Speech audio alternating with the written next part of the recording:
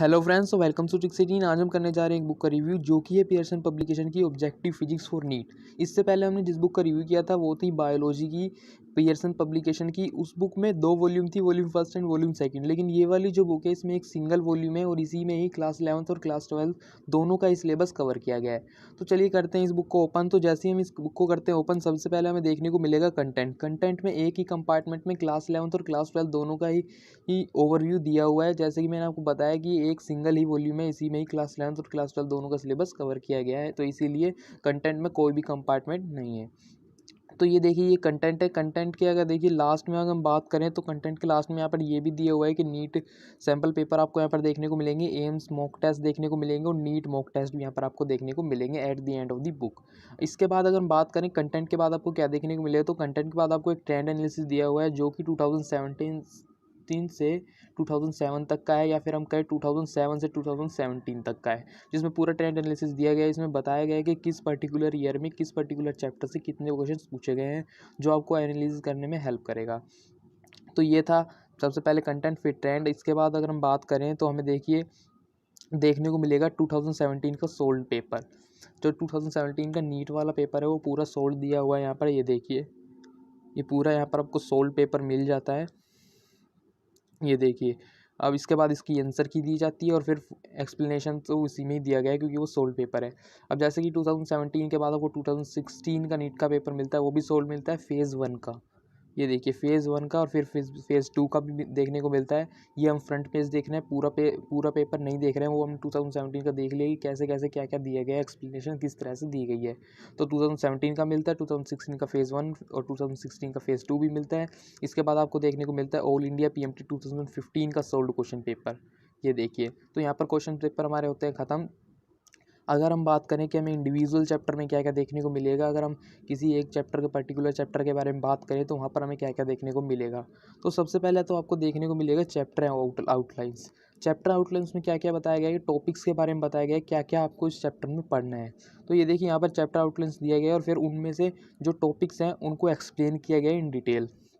तो ये देखिए, सबसे पहले आपको यहाँ पर चैप्टर आउटलाइंस दी गई है और फिर ये जो टॉपिक्स हैं डिटेल्स में एक्सप्लेन किए गए हैं। ये देखिए, डिटेल में एक्सप्लेन किया गया है और काफ़ी डिटेल में अच्छे अच्छे डायग्राम्स के थ्रू दिया गया है। ये देखिए, मतलब क्विक रिकैप वगैरह नहीं है यहाँ पर, जैसे कुछ बुक्स में होता है कि क्विक रीज़न के लिए, यहाँ पर क्विक रीज़न नहीं है, पूरी अच्छे से थ्योरी दी गई है।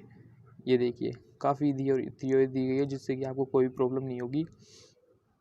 इसके बाद जैसे ही आपका जो चैप्टर है इसकी थ्योरी ख़त्म होती जाएगी, जिसे हम कहें थ्योरी वाला पार्ट ख़त्म होता है, इसके बाद आपको मिलेगा चैप्टर के एंड में chapter and exercises. Chapter and में एक्सरसाइजेज में क्या क्या देखने को मिलेगा, इस बुक में आपको बहुत सारी एक्सरसाइज देखने को मिलेगी।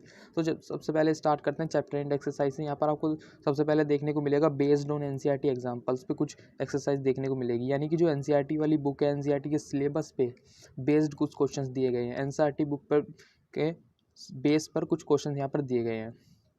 इसके बाद आपको देखने को मिलेगा प्रैक्टिस एक्सरसाइजेस MCQ। यहाँ पर आपको बहुत सारे MCQ देखने को मिलेंगे क्योंकि प्रैक्टिस एक्सरसाइज है जो कि प्रैक्टिस के लिए है। ये देखिए, यहाँ पर आपको बहुत सारे MCQs देखने को मिलेंगे प्रैक्टिस के लिए। अब जैसे ये ख़त्म होगी तो इसके बाद इसी प्रैक्टिस क्वेश्चंस की आंसर की दी गई है और इसी के नीचे hint and explanation for selected questions. अब यहाँ पर जो हिंट और एक्सप्लेनेशन है वो सिलेक्टेड क्वेश्चंस की दी गई है, आपको यहाँ पर सबकी हिंट और एक्सप्लेनेशन नहीं मिलेगी। जिन क्वेश्चंस में ज़रूरत है उन्हीं की दी गई है, सिलेक्टेड क्वेश्चंस की मिलने वाली है। इसके बाद अगर हम बात करें तो यहाँ पर आपको देखने को मिलेगा, ये तो पूरी हिंट एंड एक्सप्लेनेशन थी।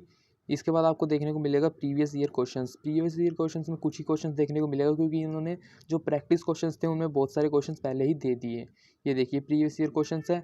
इसके बाद ये जो वाले प्रीवियस ईयर क्वेश्चंस थे उनके आंसर की और उनके hint and explanation for selected question, ये यहाँ पर भी सिलेक्टेड क्वेश्चंस के ही हिंट और एक्सप्लेनेशन देखने को मिलेंगे। इसके नीचे आपको देखने को मिलेगा question from NCERT exemplar. NCERT exemplar जो है उसके क्वेश्चंस यहाँ पर आपको देखने को मिलेंगे। इसके बाद इसकी भी आंसर की और hint and explanation for selected questions. तो ये था चैप्टर एंड एक्सरसाइजेज। इसके बाद और भी एक्सरसाइज आपको इंडिविजुअल चैप्टर में देखने को मिलेगी। फिर एक कॉर्नर आएगा, अलग से कंपार्टमेंट दिया हुआ है, उसमें दिए हुए हैं एम्स एसेंशियल्स, यानी एम्स के लिए जो इंपॉर्टेंट चीज़ें हैं वो यहाँ पर बताई गई हैं। तो एम्स वाले एसेंशियल्स में आपको सबसे पहले देखने को मिलेगा असर्शन एंड रीजन।